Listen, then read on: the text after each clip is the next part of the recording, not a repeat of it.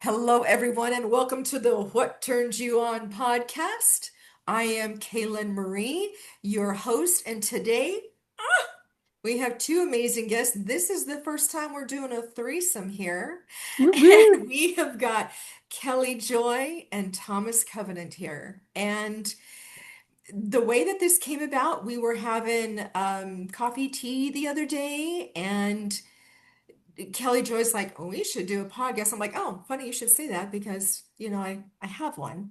And we were talking about things that are really edgy and healing at the same time. So without further ado, let me go ahead and introduce you to our amazing guests that we have here today. Kelly Joy is a vocal alchemist, intuitive guide, and sensual healer devoted to helping others reconnect to the truth of who they are through sound, sacred intimacy, and soul presence.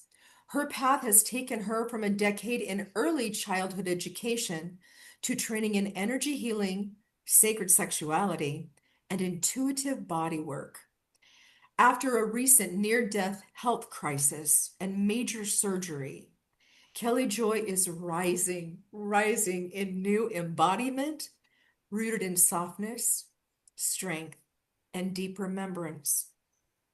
Her work meets people in the tender spaces of disconnection and lovingly guides them back home to their voice, their body, and their divine aliveness.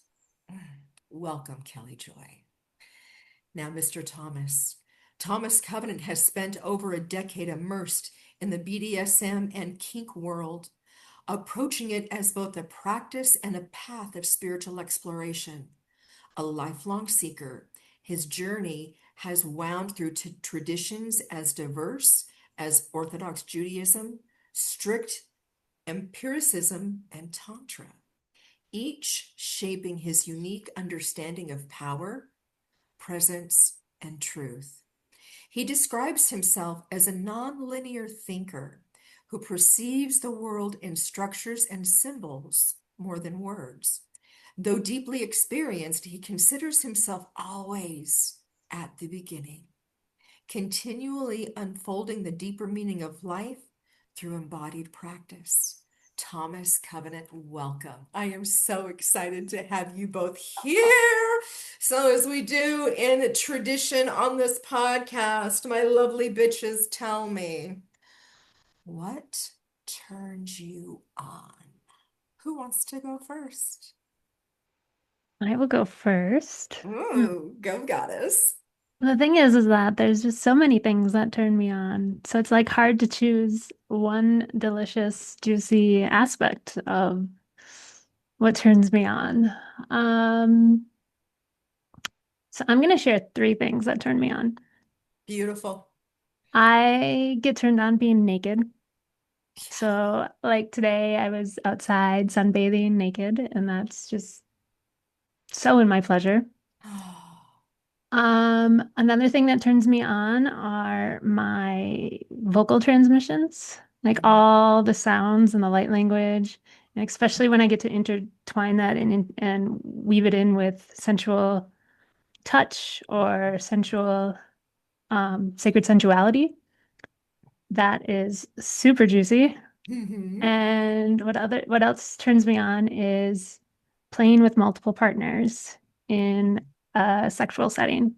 So like whether it's in a play party or whether it's just in a threesome or different experiences like that. I just love experiencing love with multiple people and being a voyeur or being part of the one who's receiving or giving. It just turns me the fuck on. Oh, my That's audience. my kinky self that comes out is like, oh yes. Okay, we have set a bar, and this is just the minimum. Okay, we just got the low bar here, and it's just going to get more juicier. Mr. Thomas Covenant, my love, tell me and tell us what is it that turns you on? I think there are, similar to Kelly Joy, there are so many things, but I think if you boil it down to its essence, what really turns me on and what I discovered through kink is total power exchange, if you know the concept. Total power exchange is where you give yourself entirely to your partner to do with what they wish. And that can be in the form of, I mean, it's just an offering of your soul to the other person. And in my experience, a lot of the other things that I enjoy doing are so much amplified by knowing that I am just relinquishing control and sort of treating your partner as the deity that you are handing yourself over to. And so I enjoy very much, apparently, which is sort of a surprise to my intellectual self, pain. And that's a huge offering. And I love sensations. Uh, I love the things like having my volition taken away from me through bondage of all sorts. And so all those things I think fall under and are amplified in their magnificence by the total power exchange. So total power exchange really turns me on. Oh, you guys, I am literally goosebumping from head to toe. And when I hear things like this, one of the things that I was very surprised by, even though I've had this desire to explore the kink BDSM world, I also really love Tantra. That is like a thing calling to me. And so the three of them for me is like, what I was very much in surprise of was the healing aspect that the kink BDSM world brings. I honestly, in my intellectual mind, would not have thought that because at my core, I'm a healer. And I'm thinking, oh, it has to be, this structure. No, the healing comes in the most unexpected ways. And so my question next is, what have each of you experienced through this world of kink and BDSM that has helped you heal in various aspects of your soul? Like that turns me on. So, So, who wants no, to go first? no, so much. For me, I use sex as a way to heal sexual trauma. And so I partnered up with a man and a woman, and we were exploring sex in different ways to help heal the sexual trauma that I had experienced. And it was through receiving oral pleasure that my vocals moved through. And so that unlocked Describe an your access. vocals. What are you talking about with your vocals? My light language, my beautiful songs and soul expressions that I get to share with other people and hold space for. So that was a huge uncovering that came through. And just to feel safer in my body through sexual experiences with other partners in conscious settings, right? So there's an intention behind it. There's this safety and security, um, backtrack probably 5 years ago, and if a man was coming down on me, just his hands on my inner thighs would put me into a trauma response, an immediate shutdown. So, now I'm able to go to play parties. I'm able to, have threesomes and just explore sex in such a more open, fun, and expressed way where I'm not shut down and going into a trauma response. Um, so I've healed many layers of sexual trauma through sex, through kink, through BDSM, and just exploring my body and doing, I mean, even with self-pleasure, you can unlock and untap so much trauma because we store it in our pussies and in our cock. And so when we're able to really unlock that and express that trauma, or just even just let the tissues release that trauma, then we're able to fully embody our truth. And so with my voice, when I'm in a sensual setting, it's expressing that sexual trauma for that person, whether it's from this lifetime or lifetimes, generations, whatever that trauma is from. And so, yeah, it's like nothing can compare to it. Talk therapy. I tried talk therapy for years and we just like, I remember the day I stopped going was I was like, I feel worse now than I did before I started. And we just keep talking about the same shit and nothing ever gets resolved. And Yeah. I don't feel better. I actually feel worse. So I was like, I'm done. I need to find another path, another way. Healing comes in the most unconventional ways, and we must be open to every ounce of it. Because if there's judgment about how a person should heal or what works for them or doesn't work for them, that's not ours. That's a religious and societal conditioning that needs to be released because that's literally blocking us from our healing, right? And them from their own healing. Thomas, talk to us, my love. Well, before I start what I was going to say, I want to just reflect back to Kelly Joy. Uh, I had similar experiences with talk therapy, and while slightly different journey than yours, my discovery of, I came out here to Boulder about 6 months ago and started therapy with someone who was actually a therapy dominatrix. And although we didn't, I was very excited because I love dominatrix, interacting with dominatrix, and I, enjoy the personal journey. But there was actually very little doming. It was just that she's very conversant in the world of kink, much to my disappointment at first. But just conceptually, it sounds like a fun thing to mix up. But what she did say after our first couple minutes together was, dude, you're so much in your head, you have to be in your body. And that was a revolution. And I spent, as a proxy for an easy measure for progress and connection to the true self. I spent more time crying in those 6 sessions with her than I had in the previous 10 years of talk therapy. I made more progress every week than I had ever. And so just being in your body is an amazing thing, and that connection and what you discover and how you get out of your head and into your body is extraordinarily important. And that's something that I'm now continuing to work on, as I think we all are. But when I was so that's just reflecting back to Joy. I share that aspect of your journey of finding your body and reveling in it. And for me, what I think kink has done for me is sort of peel away the bullshit in real world relationships. It's like, honey, where do you want to go out to dinner? I don't know. Where do you want to go out to dinner? Well, I'm going to guess what she wants. She's going to guess what I want. And this is sort of the prime example of guessing what the other person wants, people pleasing.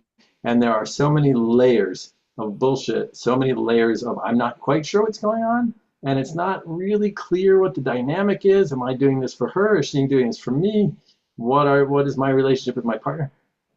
There was something so refreshing about being with a person who you say, tell me what to do, and they tell you what to do. And then you do it, and they say that was good or that was bad. And that sort of tearing down the whole dynamic of a relationship to its minimalist, empiricist, pure form, that structure of I give, she takes, I offer, she accepts, she tells, I listen. That is a pure thing. And through that, I had the insight of what are the essential components of a relationship for me. And it is to be of service or value, to be valued or cherished, and to be connected. Those are the two things. Those are, I don't know about love languages, but those two aspects are, if I am connected to someone and of value to them, then I am contented. And service without connection or connection without service, like that's what I need. I need those two elements. And in any relationship, I learned that from someone who said, pick up that, lick my boot, lie down, take your clothes off, whatever. Those were very straight, direct things. And like, that was a connection, and that was a service, and that was, I was cherished and connected, and that was all I needed. Everything else in regular society, in the real world, the non-kink world, is so complicated and so many layers. And I would also say that kink is not therapy, but kink can give you insight into all sorts of things that you can work through with a professional or on your own. But that's what I learned. What is essential in a relationship, any relationship, for me? Like I've got so many questions buzzing through You my know, right? head, and it's just this is just so profound. So I was in a 35-year marriage, and we decided that we weren't going to argue, which meant we didn't communicate. And as a result, that was like one of the main things that happened was that there just was no deep, heartfelt communication. One of the things that surprised me as I started exploring this world of kink, this world of BDSM, for sure, the pleasure part of it is something I am absolutely wanting to continue experiencing and experimenting and growing and figuring out me, because it's about figuring out me. And one of the things that really was amazing to me, and I was like, this is cool, the yes, no, maybe list.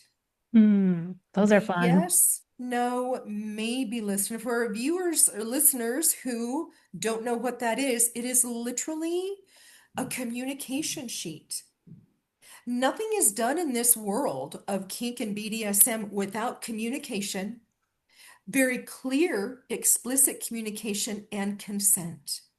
And and boundaries, which is a huge, like Huge. huge problem for a lot of people, especially if you were sexually abused.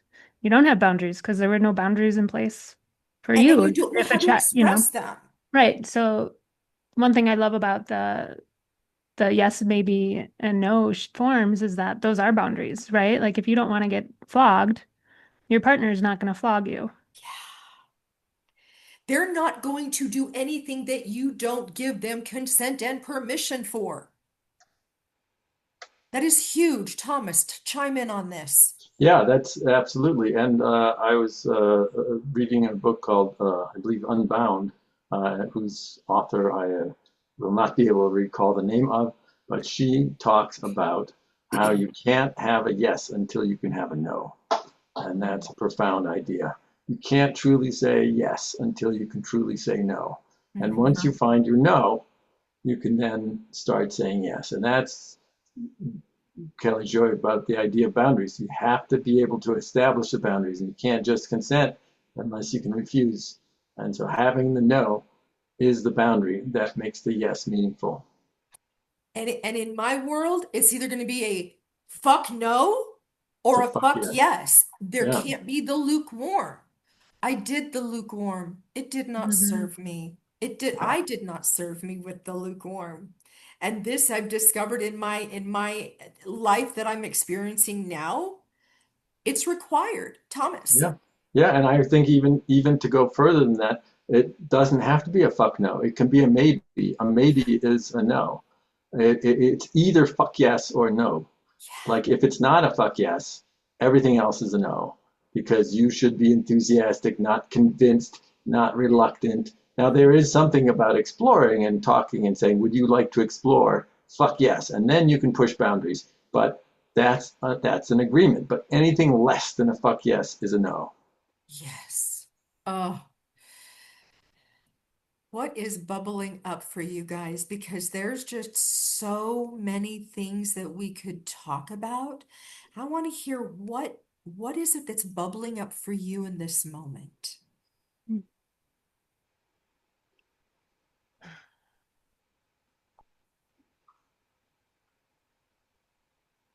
Go for I it, have, Thomas. Yeah, yeah, go for it.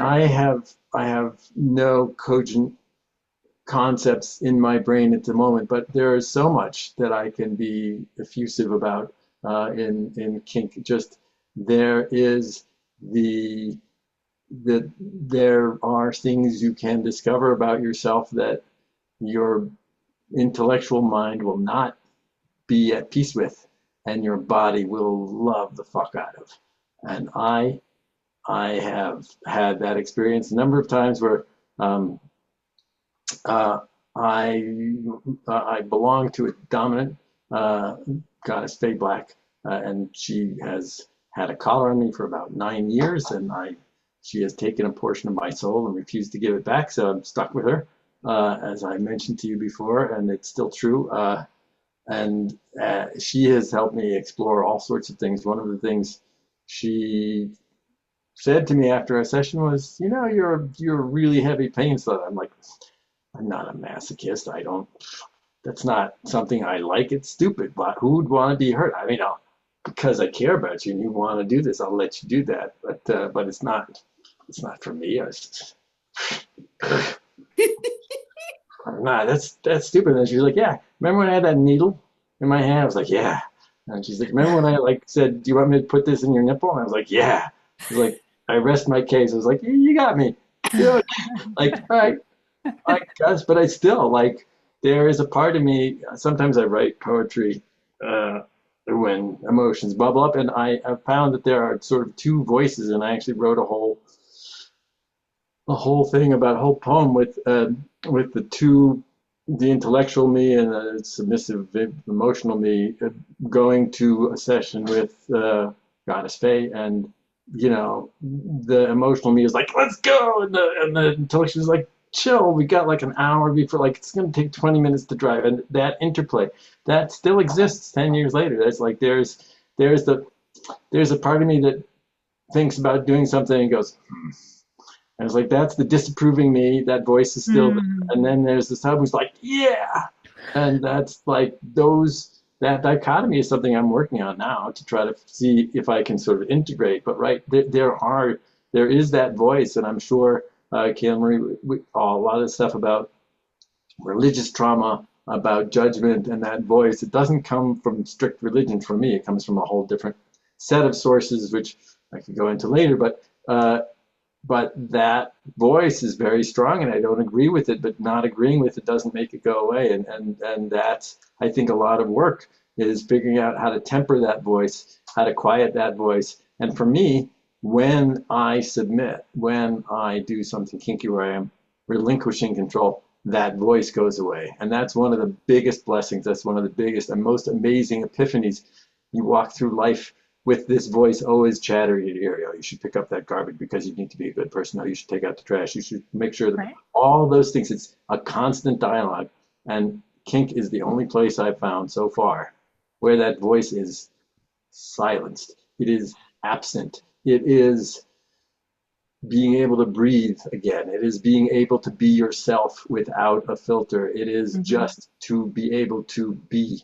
And that is the amazing thing about kink for me. And I don't care if it's being tied up or flogged or humiliated or praised or whatever. It doesn't matter what the form is. When you find it, when that voice goes away, it's amazing. It's amazing, and it's what you're there for. It's what the world is about. And I'm getting choked up, so I'll I stop know, and I talking. love I that. And love it. It Yeah. means so much to you, and like I keep hearing this phrase, the body keeps the score, the body keeps Mm, the score. We are designed to have pleasure. That is like paramount in this world, right? And the pain is there too, and the body knows how to do both and to relinquish the pain to allow the pleasure. Kelly Joy, what's coming up for you, my love? just kind of talking about what Thomas said, and just that kink allows you to be your authentic self, your sensually, your sexually fully expressed self. And I think for me, like, with my earlier experiences with sex weren't pleasurable. Penetration for me isn't my top turn on. For me, it's like, so kink has allowed me to feel sexually active and to feel that turn on and excitement and to really experience that foreplay and like just that desire for more. And without it, it's like, I don't want just missionary or vanilla sex. Like that's dry pussy for me. Like it doesn't get me wet. It doesn't get me turned on, but tie me up, put a blindfold on me, spank my ass. Like, all right, pussy's getting excited, pussy's getting wet.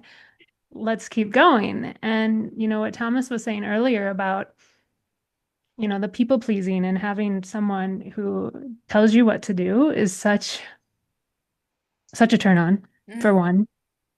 And it just allows you to be fully present because you don't have to make a decision then, right? Someone yeah. tells you to get on your knees, you get on your fucking knees and you wait for what's coming, right? And so it's like this, it's just, especially being the feminine and receiving that from a dominant presence is just such a beautiful way to surrender to them, you Mm, know, and it's, but you also have to have, you know, what I've experienced is there has to be that connection, there has to be that trust, there has to be that safety that's pre-created, you know, between the two of you or however many partners are in the experience together. So I just love the way that kink can, you know, I think there's a lot of relationships that only are vanilla sex or trash sex. And, you know, it's like they might not think that they're very sexually active and then they don't explore anything else. mhm. But maybe if you put a blindfold on them, ran an ice cube down their body, you might be surprised at how turned on they get and Yeah. how sexually charged they actually are. Like I am just enjoying this depth, this rawness, and the thing that keeps coming through for me is the trust and surrender, the trust and surrender. And in any sexual experience, trust is paramount, especially if someone has experienced any kind of sexual abuse, trauma. You just don't go in trusting the person. And one of the things that I have discovered and continue to learn is that within this community, they are first and foremost focused on let's build a connection and a relationship, a rapport to make sure that you feel safe to surrender to me, that I feel safe to give to you. And once again, it comes back to this level of consent. And when we are in those places, how often do you go into the regular world, the vanilla world, and you've got someone saying, let's build a relationship of trust and surrender and, experience before we even do anything, as opposed to just taking what they want. I'm just going to take from you, you motherfucker. And I'm like, but I didn't give you permission.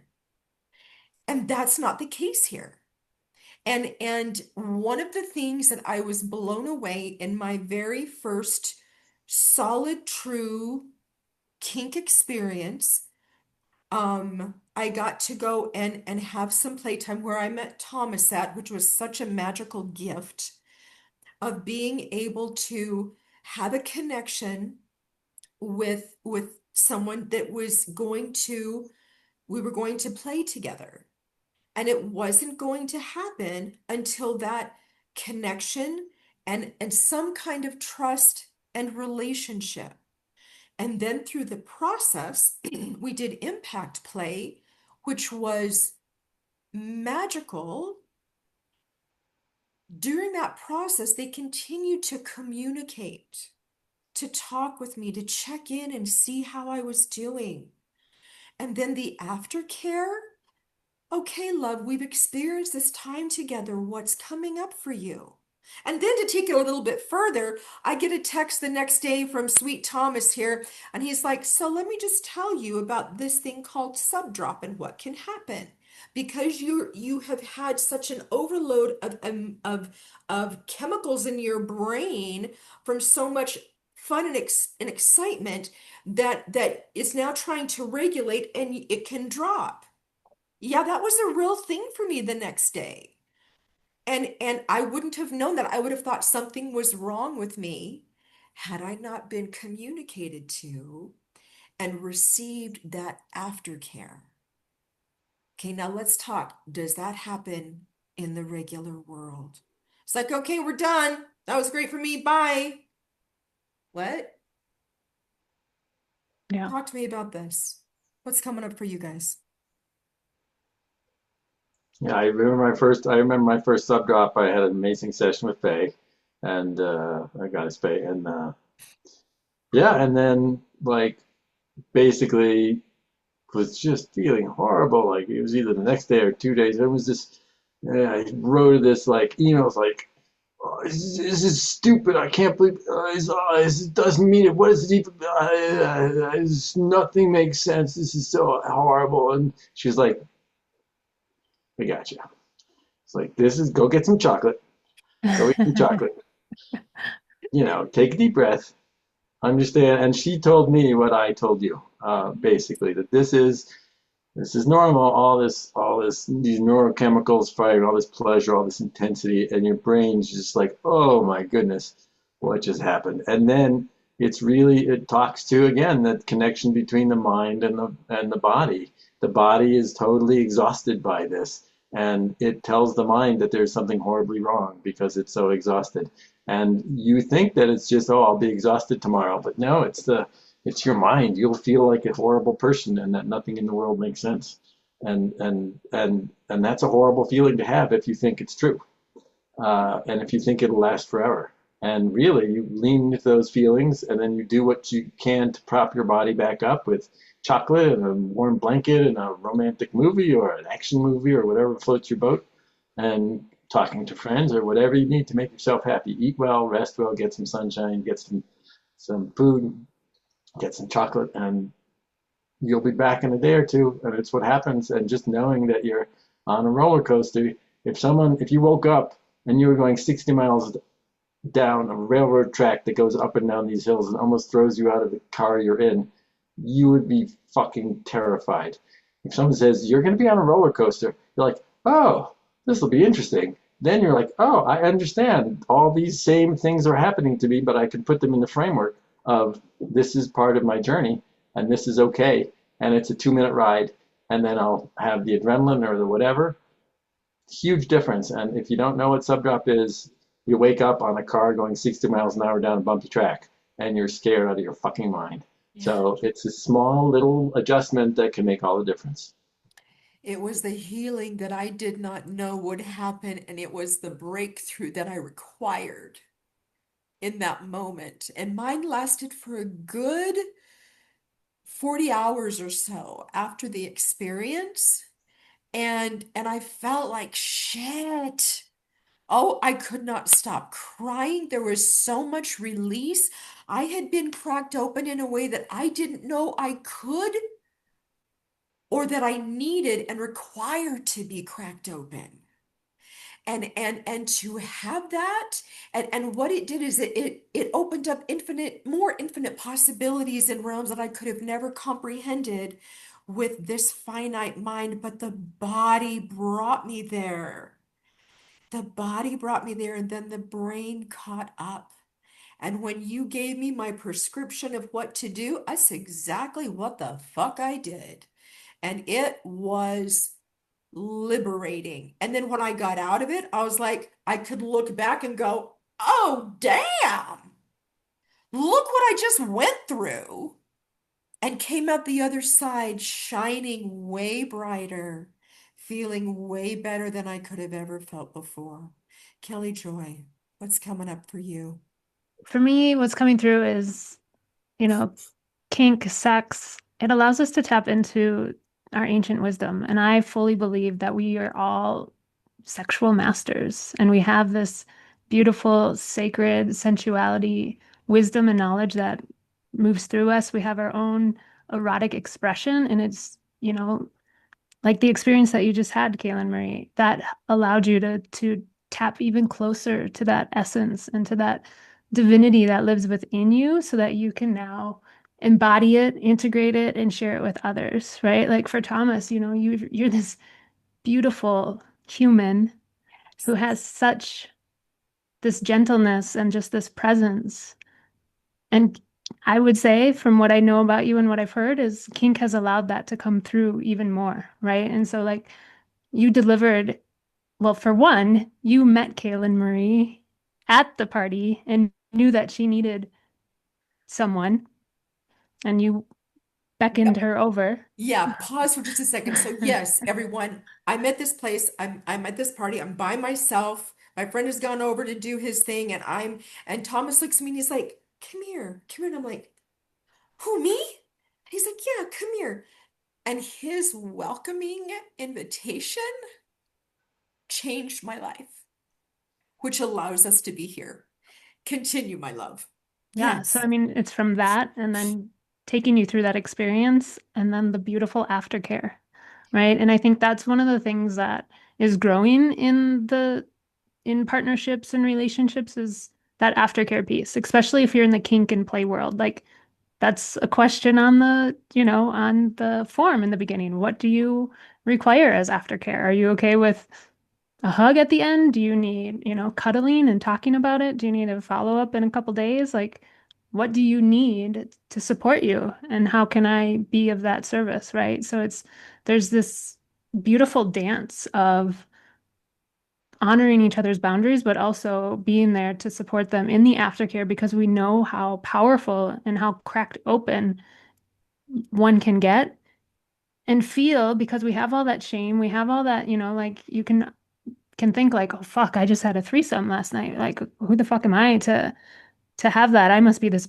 bad, naughty, slutty girl. There can be all this shame and all this other emotions that come up with it when actually when we're aware of it, like Thomas was saying, then we can move through it with greater ease and with love and acceptance instead of going down the shame or the whatever other tunnel you want to go down, right?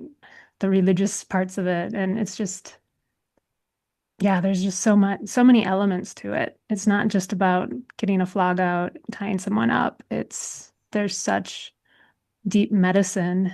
And like I said before, I truly believe that it allows us to tap into our eroticism that's so natural and innate for all of us. And we all have our different flavors. Mhm. So thank you, the two of you. I have two things that are bubbling through. The first one is I know that I required that experience, that initial profound kink experience that allowed me and broke open to realize my story, my erotic innocence story. And I've shared this a little bit with the two of you. I can remember when I was between the ages of 5 and 8 years old, I was sexually molested by an extended family member. And when I was 8 years old, I remember as the act was happening, in my mind, I was like, I really like this. And in that instant moment, shame, guilt, and fear penetrated my entire core. And for the next 50 years, I was literally held in a prison that I never asked for. And when I remembered and came back to my erotic innocence and gave myself permission to heal my sexual trauma through pleasure, through having experiences that aliven and awaken me, I was completely blown away. Just being in that space of owning. And the funny thing is, every human on this earth came into this world through erotic power, through erotic energy.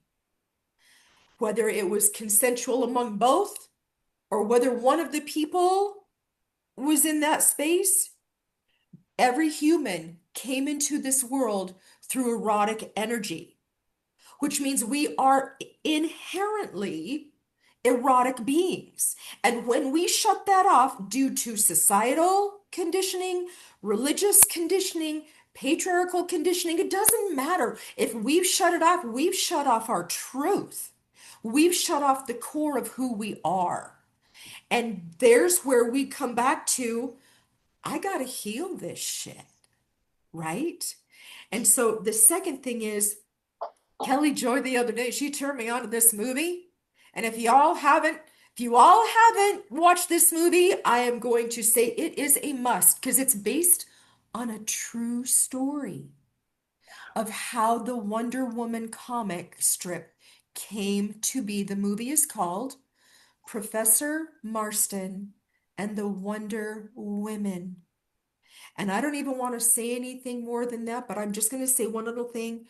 They understand the power and healing of love, true love, and how kink and BDSM help in those spaces, aid in those spaces. Thomas. I just, that brings up something that I sort of struggled with, which is, you might find the shame and kink, you might find kink, really enjoy it, and then have this feeling like, oh my God, I'm broken.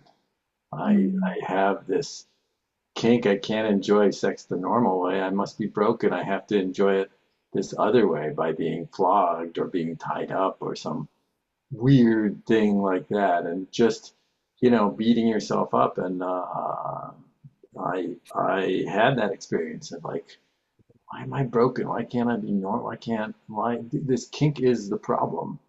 And a good friend of mine said, no, the kink is not the problem. The problem is your injury, and your discovery of kink is your body being resilient and finding a new pathway.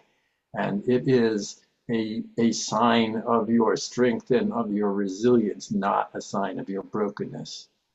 A sign of your brokenness would be not being sexual and not having any Mhm. alternatives. And you have found an alternative that helps you heal in whatever way, helps you get to where you want to be in whatever manner. It is not a sign of damage. It is a sign of healing and strength and empowerment. Oh, Mic drop. mic drop. Total mic drop. Hell fucking yes, my friend.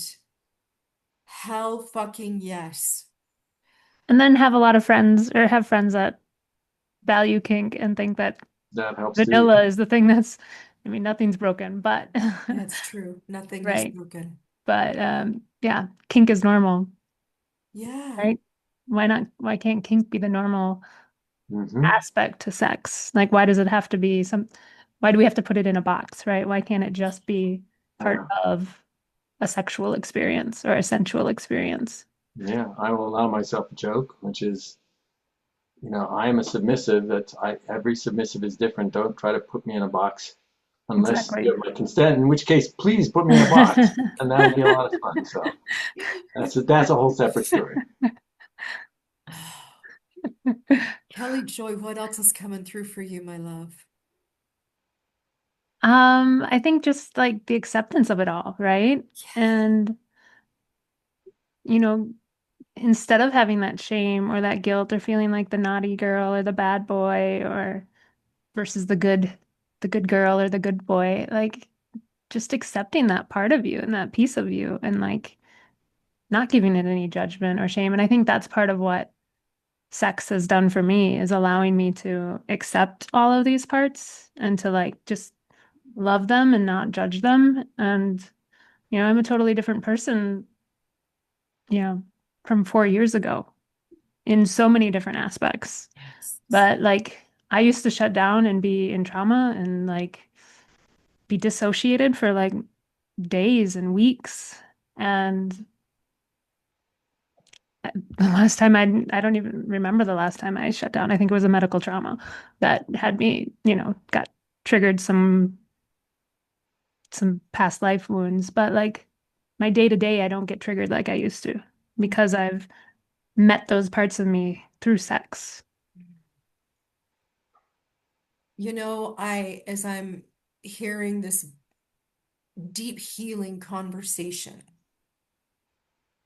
you know, I go back to the dawn of humanity.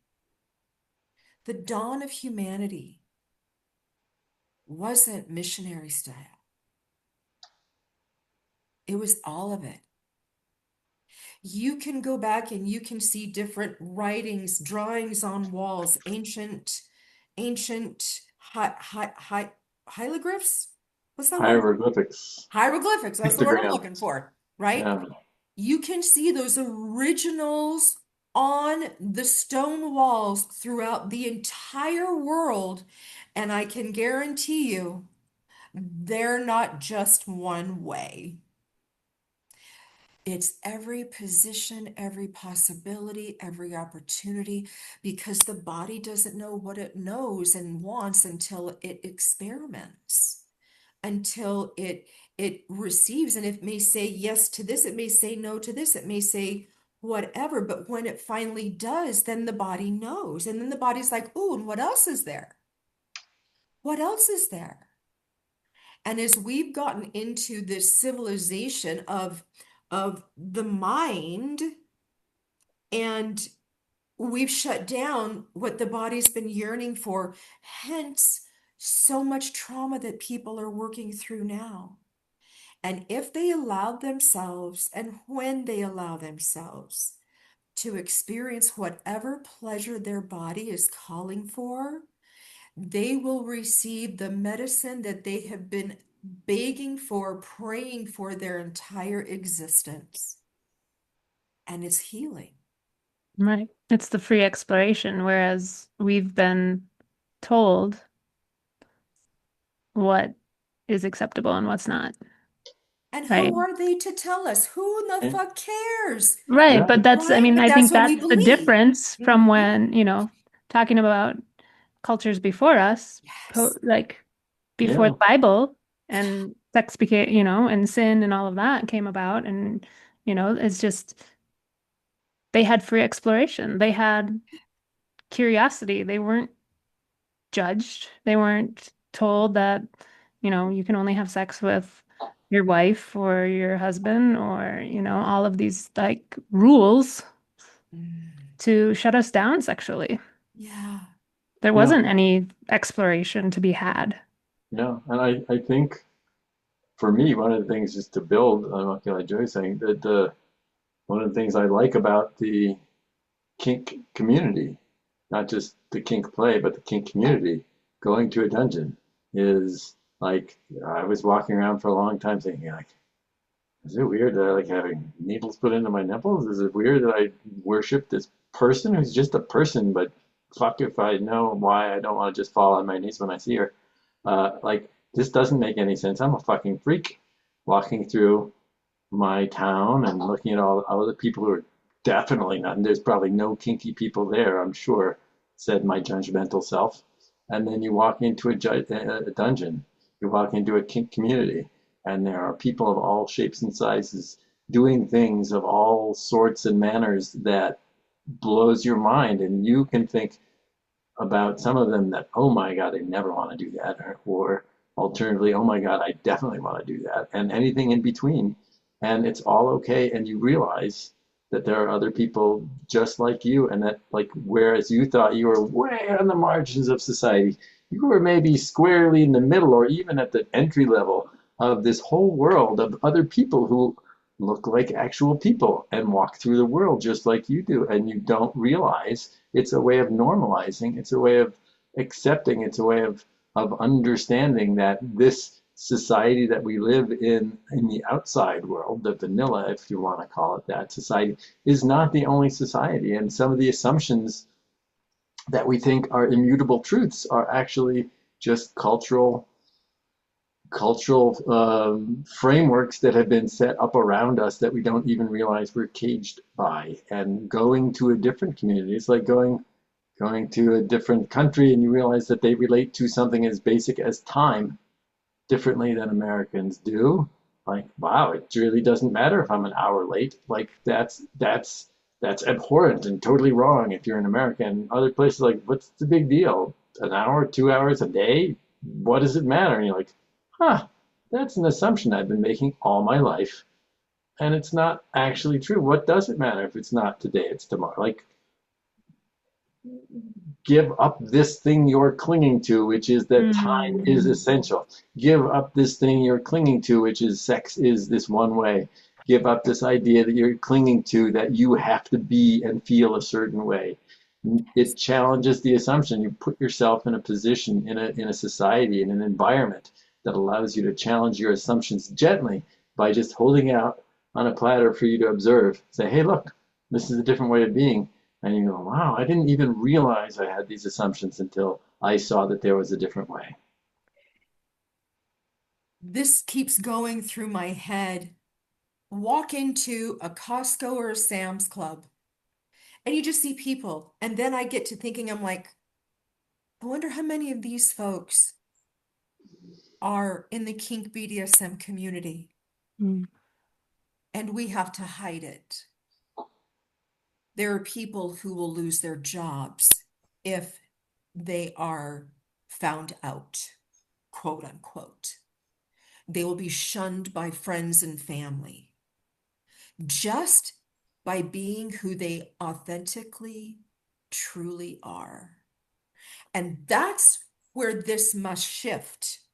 That's where you and both of you and myself are having this open conversation to normalize the fact that there are so many different ways to be human. There are so many different ways to experience pleasure. There are so many different ways to quote unquote get back to God. How many people are on the earth? 8 billion? Something like that? Guess what? There's at least a minimum of 8 billion ways. 8 fucking billion ways in which to explore this life. And no two should ever be the same or should be judged because they are doing what's authentic for them. As we come in for our last comments, then I'm going to come in with my little treasure that I like to drop on my guests. But what are the last things you beautiful, gorgeous people would like to share with our audience today? What's bubbling up in your heart?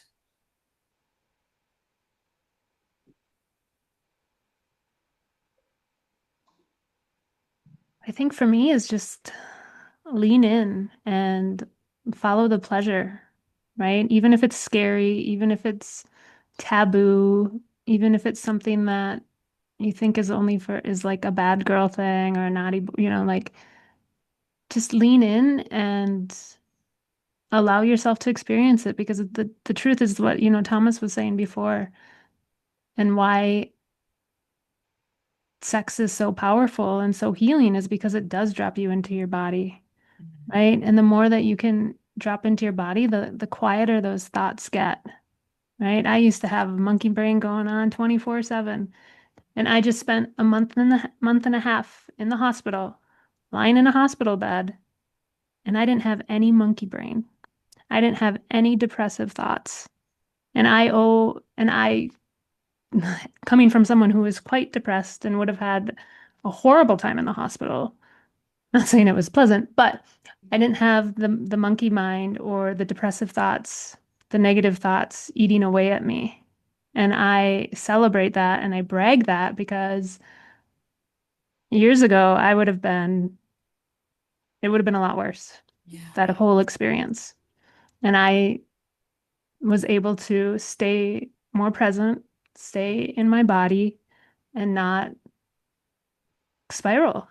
And that has to do that comes back to the sexual healing that I've done and the self-pleasure and the experiences with other people and just allowing myself to know that my body is a safe space and Mhm. that I don't have to spend my time in my head making up these stories or recreating the past patterns, right? Because I've loved, I've accepted them, I've healed them, and it's been through sex and pleasure and turn on. Mm. Mm. Yes, Queen. Thomas, give me your last ones, my love. I would, Kelly Joy, you almost took the words out of my mouth. I would say it's the same general theme, which is align your life with your true desires.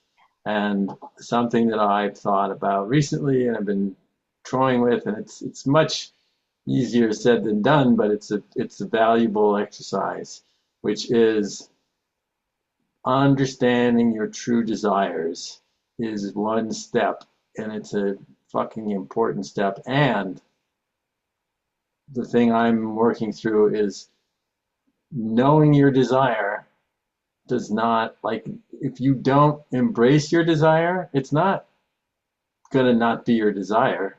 It's gonna be your desire.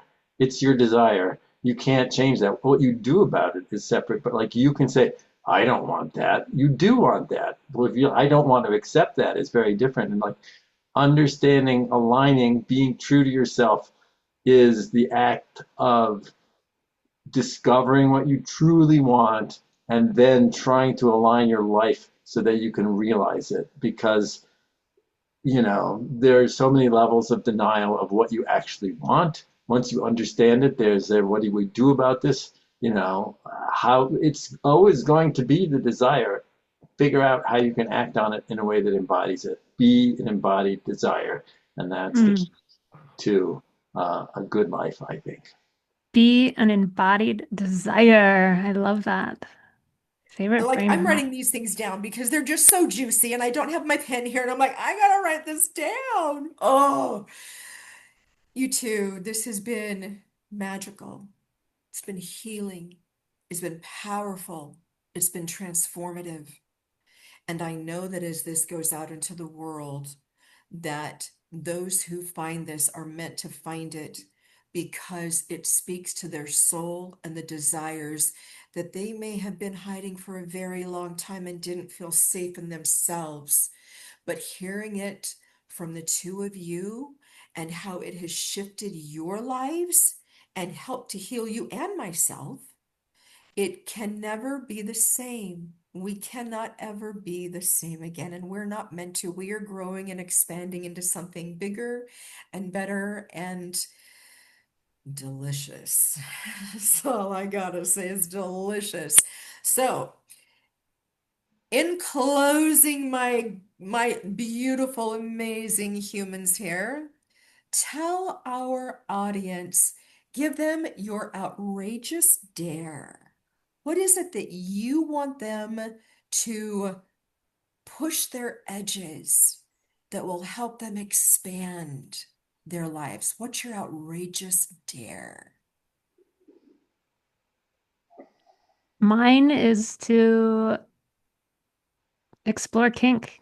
Go to a party, go to an event, whether it's, rope tying or, you know, going to just a seminar or a lecture, like a workshop, getting a book, listening to an audiobook, an erotica, but just like dipping your toes in, however, whatever level that is for you, whether it's going out and actually going to the dungeon or going to a play party that you've been maybe wanting to go to, like just do it.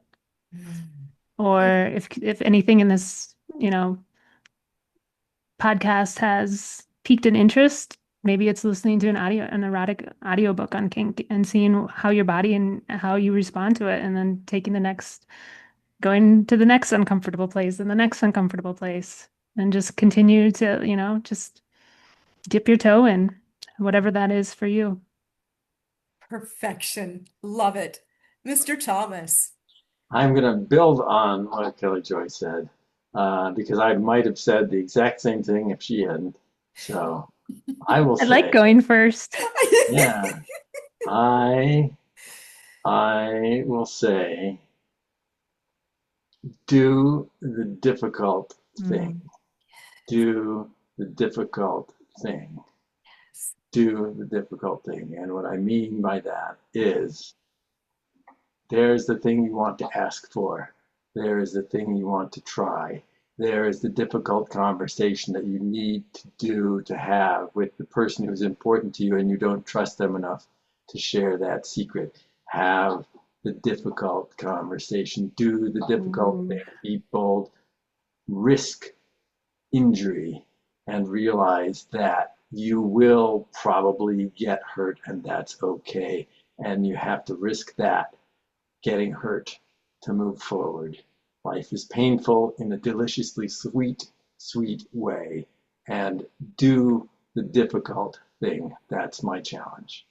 Oh, I just literally could not have asked for anything more beautiful that pushes the edges.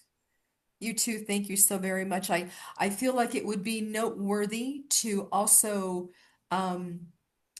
I'm going to put the link to some things down below in the comments so that folks can come and say, "Ooh, here's a thought." FetLife is an app that I think might be very appropriate for someone to come and just like experiment in the community. Um, Giving them the movie of Professor Marston and the Wonder Women. There were a couple of other things that I just know needed to be dropped down into the comments. And I cannot thank the two of you enough for showing up in your rawness, your realness, your truth, your empowerment. That is what you have given our listeners today, is this trust that other people have gone before, Mm. and that as they start to trust and push their edges, that they now get to start trusting and surrendering into themselves. And who knows what this community, if they choose it, and it may not be for everyone, and we know that, and that's perfect, right? That's why there's so many options. But for those that it sings to, that it is beckoning, is calling, now is your time. Thank you, Kelly Joy. Thank you, Thomas Covenant. And for our Pleasure. listeners, thank you so much for being here. And of course, like, subscribe, and share this podcast with those who you feel could resonate with this and are looking for this, because you're there. And I know that this is something that you're requiring at this time. And of course, at the very end of this, we always have to ask the question, so what turns you on?